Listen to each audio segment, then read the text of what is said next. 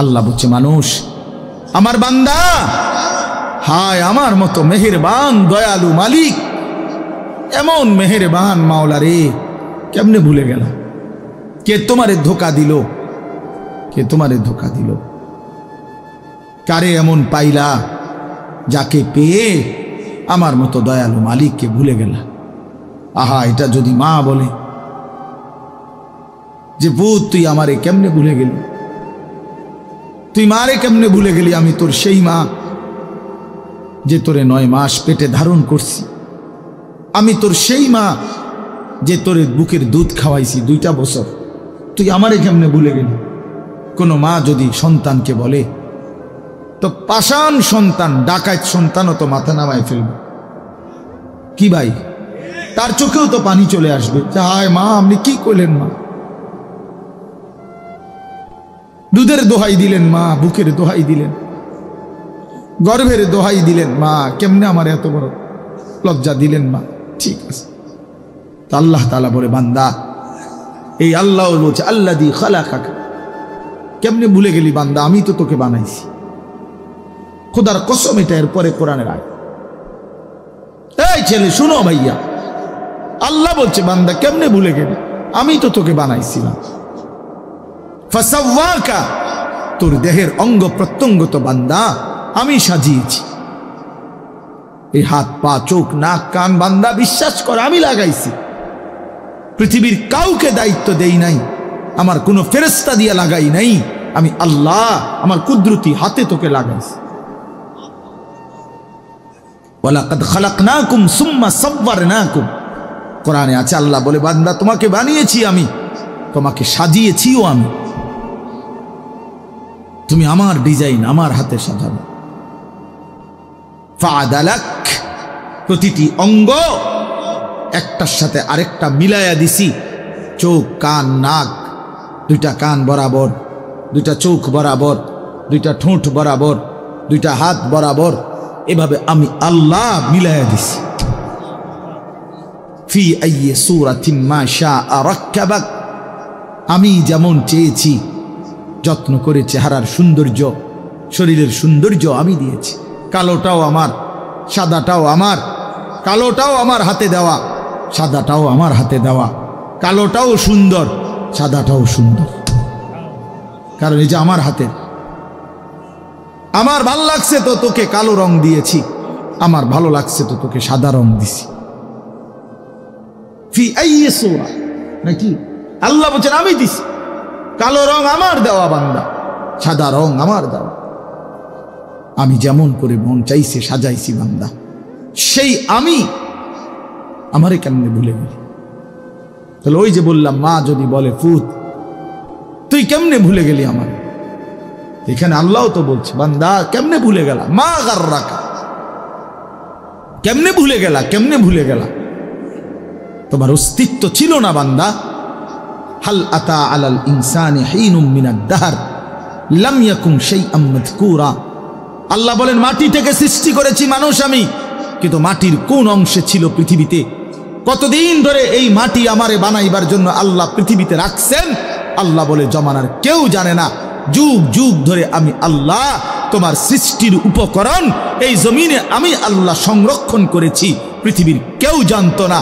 একদিন আমি আল্লাহ ধাপে ধাপে ধাপে স্বামী স্ত্রীর উভয়ের মিশ্র বীর্যের মাধ্যমে, বাবা মায়ের মিলনের মাধ্যমে মায়ের জরায়ুতে স্থাপন করে, তারপরেও আবার 9 মাস লাগাইয়া একদিন আমি আল্লাহ মায়ের পেট থেকে রূহ ফুঁকে দিয়ে এই পৃথিবীর আলো দেখতে দিয়েছি। এটা আমি করেছি না ফরমান। এই বেঈমান, তোরা যারা সেজদা দেস না বেঈমান, এখন সেজদা দে, এখন এই নাফরমানের এখন সেজদা দে, এখন দে বেঈমান সেজদা, আর নয়তো এখন উঠে যা বেটা। বেনামাজি সন্তান তুই বসিস না বেটা, তোর মতো নাফরমান শ্রোতা আমার দরকার নাই বেটা, আমি শ্রোতার কাঙ্গাল না বেটা। সংখ্যা দিয়ে আমার কি হবে?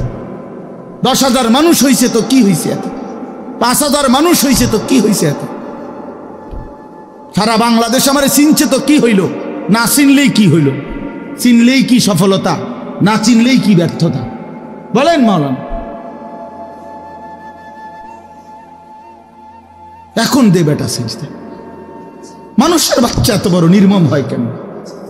ইমানদারের ঘরে জন্ম নিয়া ছোট্টবেলা থেকে যে কালেমা শুনলো, যে আজান শুনে, যে শুনে তার বাবা মুসলমান, মা মুসলমান, তার চারদিকে আল্লাহর কোরআন, মসজিদ আছে, মাদ্রাসা আছে, আলেম ওলামা আছে, এত সুন্দর ইসলামী তোমার চারদিকে এতগুলো কোরআনের ব্যবস্থাপনা থাকার পর, প্রতিদিন মাইকে আজান হওয়ার পর বেঈমান তুই কেমনে নামাজ ছাড়া থাকুস?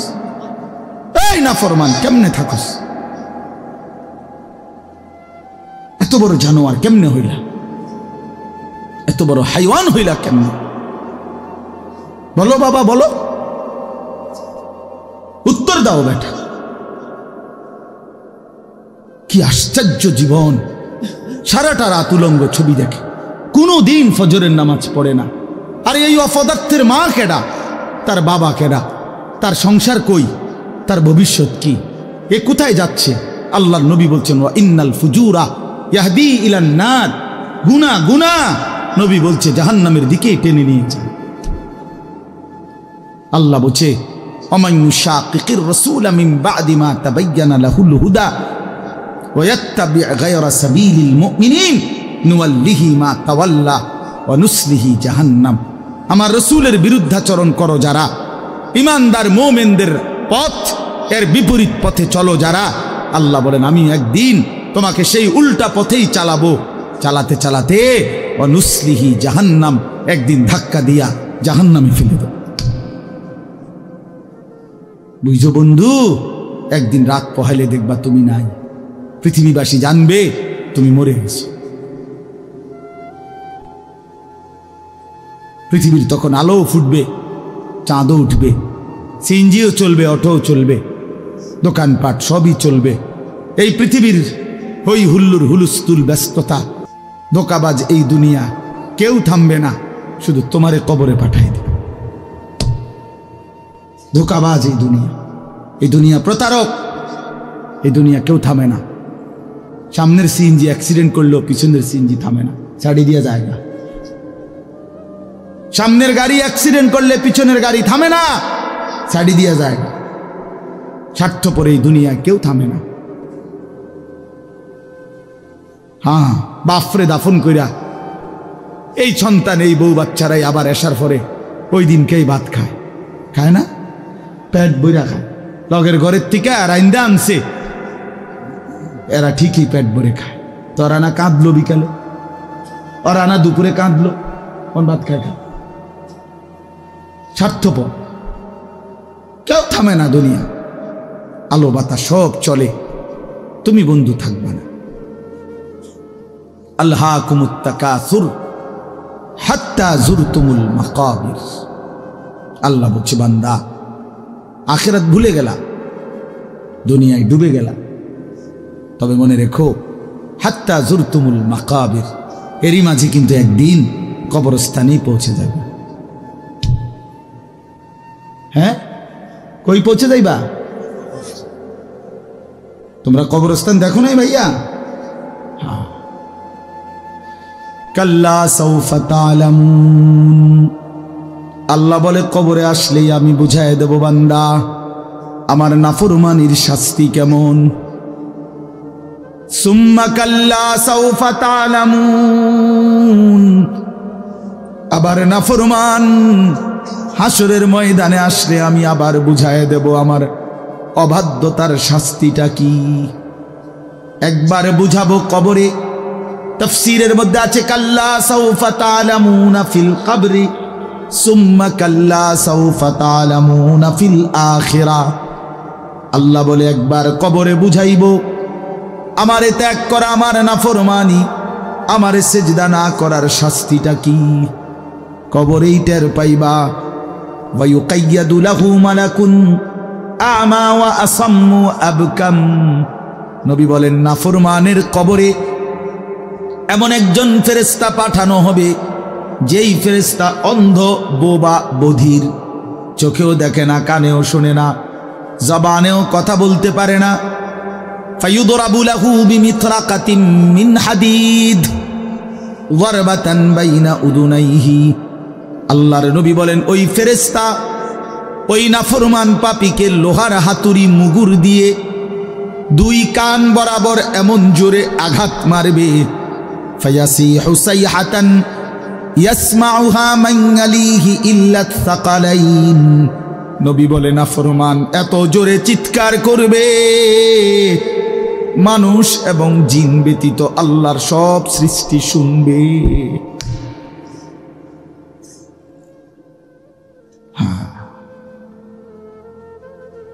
বহু কবরস্থানে এমনও হয় গরু ছাগল রশি ছিঁড়ে লাইতে চায়, জানেন এটা?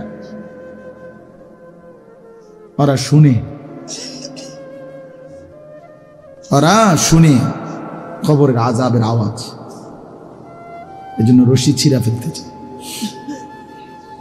প্রিয় বন্ধু, কষ্ট পাইবা, এই অনিবার্য বাস্তবতা কবর ইমানদার হিসাবে অস্বীকার করার কোনো জো নাই। পাশ কাটাইবার কোনো সুযোগ নেই। এই দল কিংবা এই দল, আমি কিংবা তুমি, কেহই অনিবার্য এই সত্য, চিরন্তন এই বাস্তবতা, নিদারুণ এই সত্য, কবর, আখিরাত, মৃত্যু, এটাকে পাশ কাটাবার সুযোগ নাই।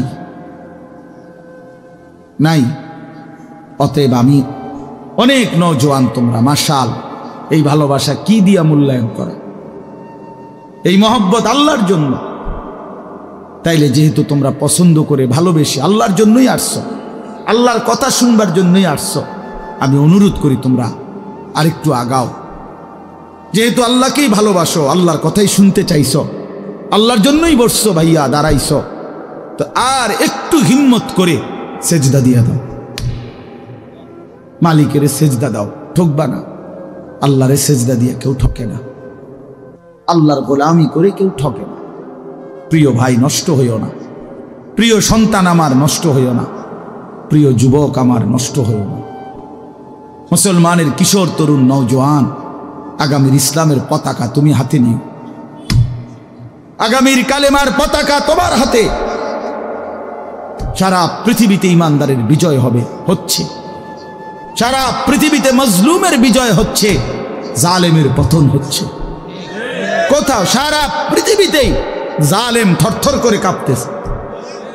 হ্যাঁ, সারা পৃথিবীর বাস্তবতা, শুধু বাংলাদেশ আর সিরিয়া না। দুই জালেম তো চলে গেছে, বাকি জালেমরাও বেডিং পত্র গুছায় ফেলছে। 5ই আগস্টের জালেম ভাগছে, 8ই ডিসেম্বরে সিরিয়ার বাশার আল আসাদ নামে আরেক জালেম ভাগছে। বাকি জালেমরাও গাট্টি মুস্কা কইলা লাইছে, ওরাও ভাগবে। ইসরায়েলের ওই বেঈমান কুত্তা নেতানিয়াহু অয় পলাইবে, অয় পলাবে। বার্মার বেঈমান ওরাও পলাবে, ইন্ডিয়ার বেঈমানও পলাবে, কোনো সন্দেহ নেই।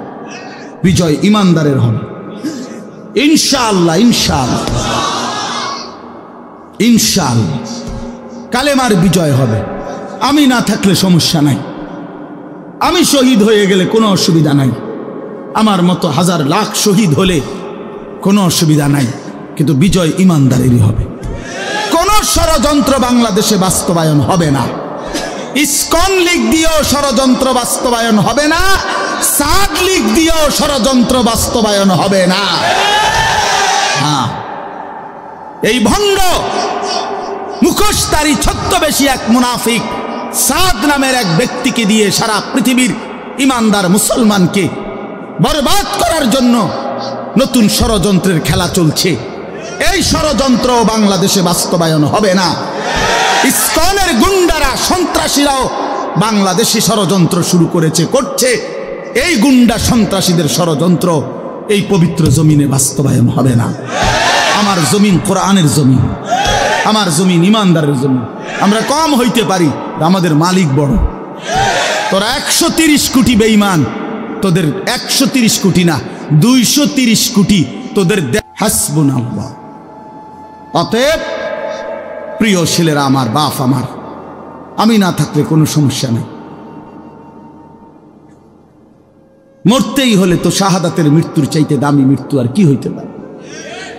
শহীদের পবিত্র খুন ঝরলে, আল্লাহর জমিন ছুঁইলেই জান্নাত, কোনো সমস্যা নেই।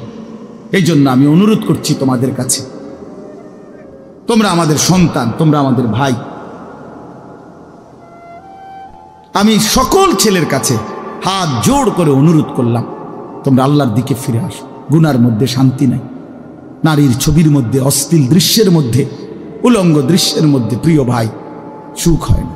আল্লাহ তাআলা কোরআনে বলছে, চরিত্রহীন পুরুষকে আল্লাহ বলছে খবিস। খোদার কসম, সূরা নূরের মধ্যে চরিত্রহীন পুরুষকে আল্লাহ বলছে খবিস, চরিত্রহীন নারীকে আল্লাহ বলছে খবিসাত, খবিস। আল্লাহ বলছে, ওয়াদা দিছে, আল্লাহর ওয়াদা ভুল হয় না। আল্লাহ বলছে, তোরা পুরুষ যারা চরিত্রহীন, তোদের বউ মিলবে চরিত্রহীন। তোরা মহিলা যারা, মেয়ে যারা চরিত্রহীন, তোদের স্বামী মিলবে চরিত্রহীন। তখন বুঝ, মানুষের বেডি সাউন আর ঘরের বেডি 2 নম্বর। হ্যাঁ, টের পাইবা কয় দিনে রাত যায়, কয় দিনে দিন যায়। মাস 24 দিনে শেষ হয়ে যাবে, 30 দিন আর লাগবে না।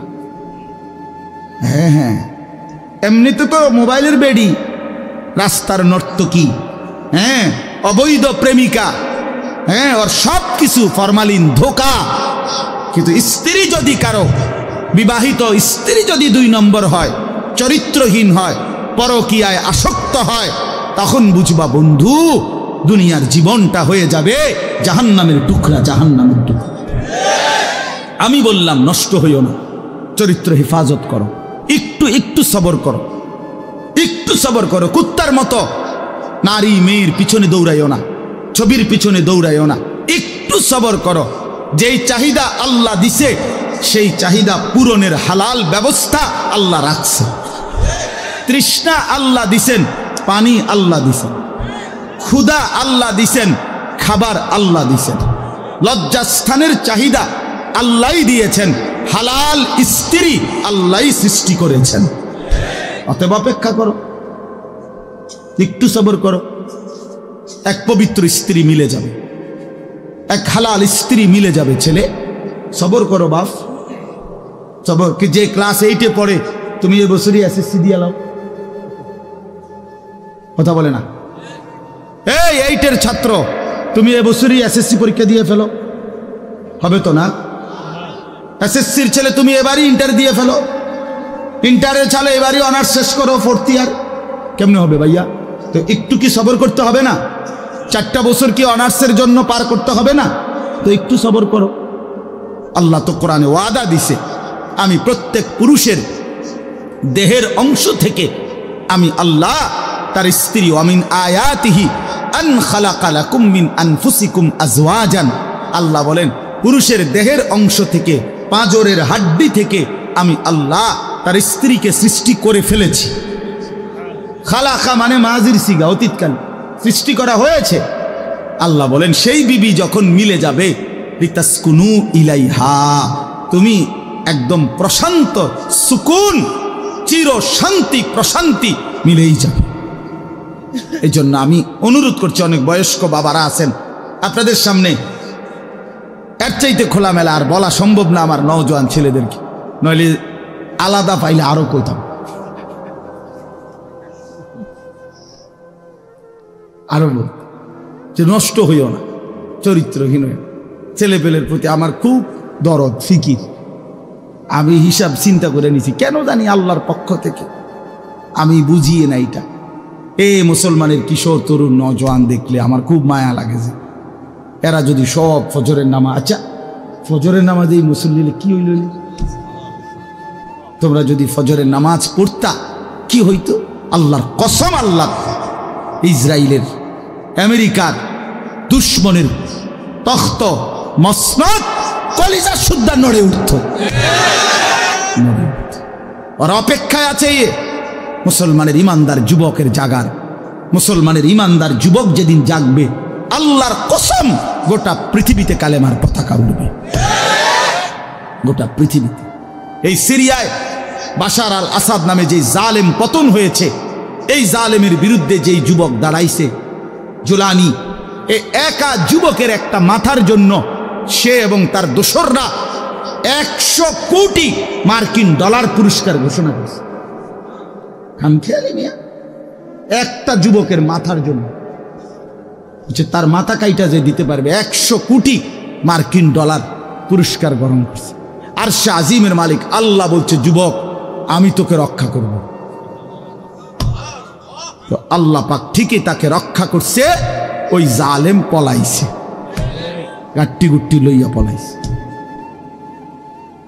এই জন্য বাংলাদেশের নিরস্ত্র কিশোর যুবক নওজোয়ান দাঁড়াইছে, জালেম পলাইছে।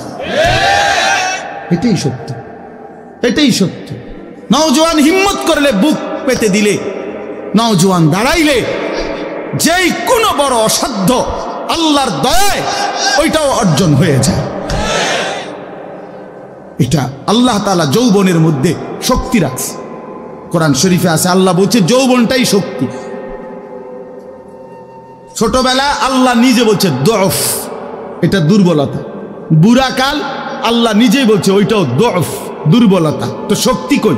আল্লাহ বলছে যৌবন, কুওয়াতান।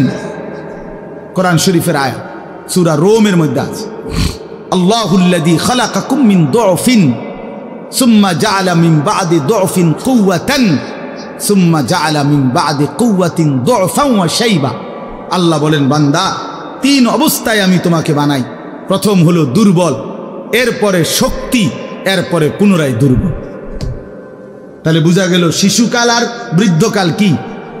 দুর্বল। তো শক্তি কোথায়? কোথায় শক্তি কোথায়? তো শক্তিমান নওজোয়ান হাত তোলো। না না, বুড়া মানুষ না, বুড়া মানুষ না, নওজোয়ান হাত তোলো, তোলো হাত তোলো, দাও তাকবীর দাও, আল্লাহু আকবার। জোরসে বলো, জোরসে বলো, দাঁড়াও বলো, দাঁড়াও বলো, দাঁড়াও নওজোয়ান, ওঠো নওজোয়ান, দাঁড়াও নওজোয়ান, দাও তাকবীর বলো। দেখেন কি পরিমাণ ছেলে আমাদের, দেখছেন আমরা কি পরিমাণ ছেলে, এরা আগাইল ইনশাআল্লাহ। বসো বসো, দাঁড় করাই দিলাম আল্লাহর জন্য। কার জন্য? আমার কাছে কিতাব আছে, আমি নিজে পড়ছি, আল্লাহর কসম। হাদিসে কুদসি আল্লাহ বলে, ইয়াবনা আদম, শুনতেছো ভাইয়া? ইয়াবনা আদম কুম ইলাইয়া আমশি ইলাইকা।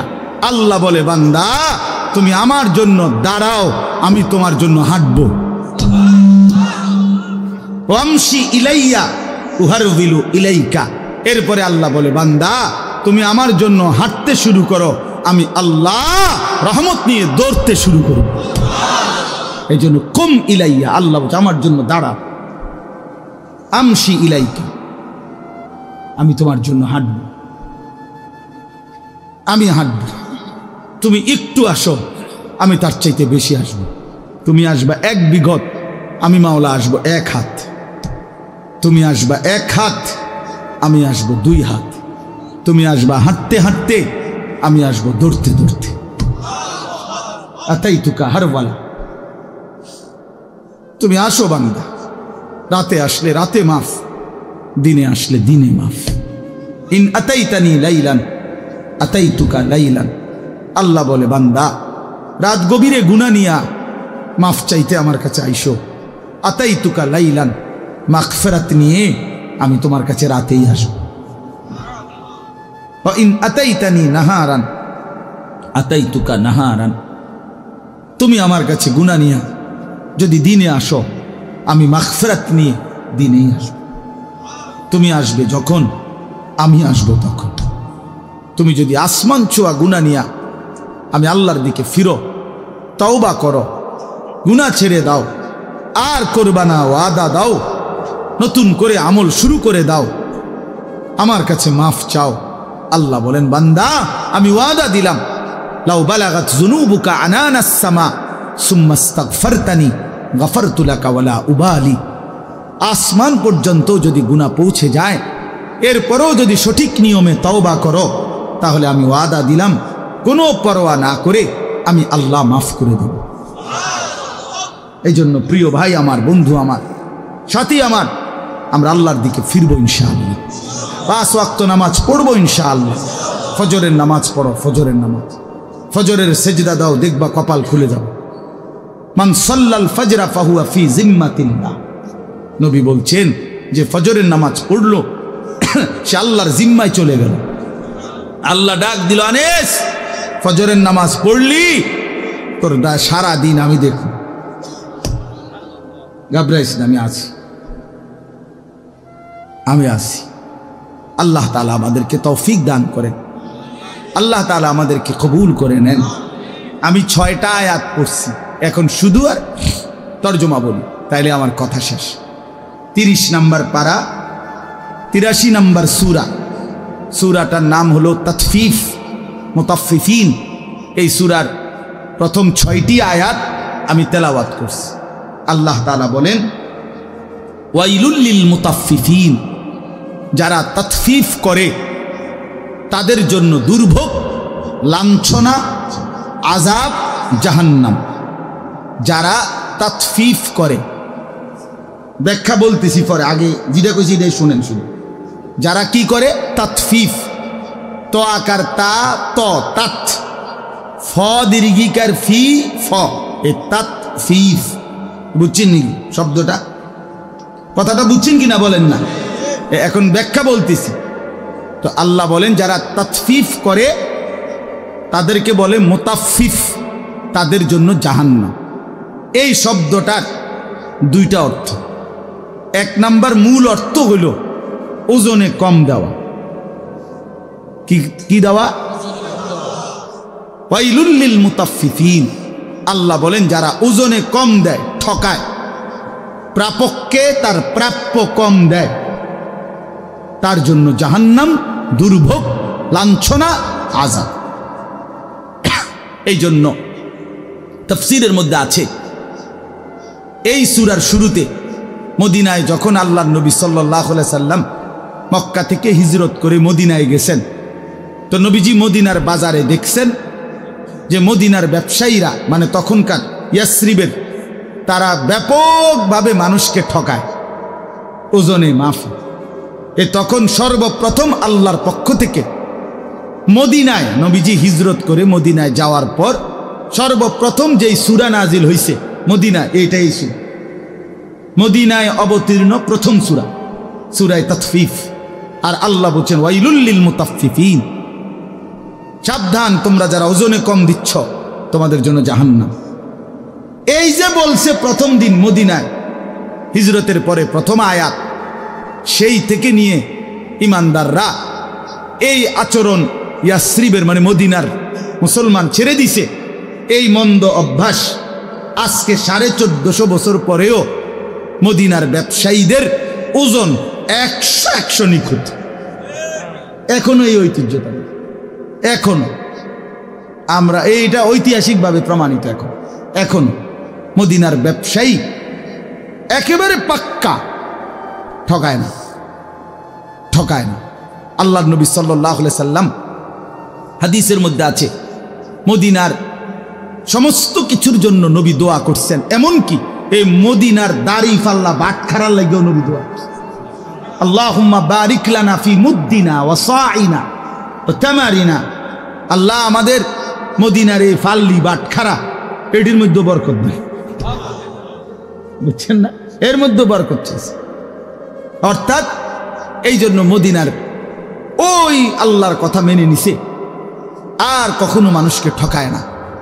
আমি নিজে দেখছি, এসব সময় কতবার দেখছি মদিনার ব্যবসায়ী আপনার, আমি দেখছি একদিন এই আতর সহ কিতা কিনছে বেটা, তো দাম নিয়া মাইপা দেওয়া ঠিক করার পরে দাম নিয়ে তর্ক, সাথে সাথেই এই লোক ক্রেতা ওই দোকানদারকে একটা শব্দ শুধু বলছে, মানে দাম নিয়ে যখন ফেস লাগছে, ওই বেটাও আরবি, এ বেটাও আরবি, তো এ বেটায় আরবি, এই বেটা হরে কইতেছে সাল্লি আলান নবী, নবীজির উপরে দুরূদ পড়ো।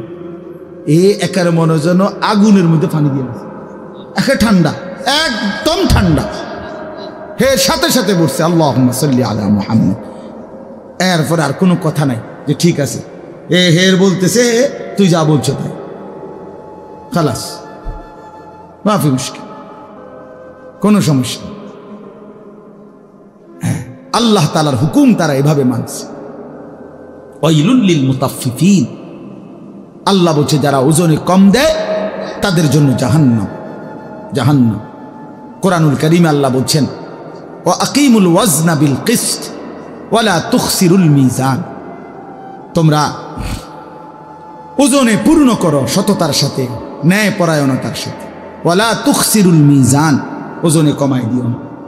এটা আল্লাহ পাকের আদেশ, সূরা আর রহমানে আছে, ঠিক না? শুরু দি আল্লাহ বলছে কোরআনে ওয়াউফুল কাইলা, কায়েল ওজন পূর্ণ করো, ওজন পূর্ণ করো, ঠকাইও না কাউ। এটা বান্দার হক। কার হক? একটি জাতি ছিল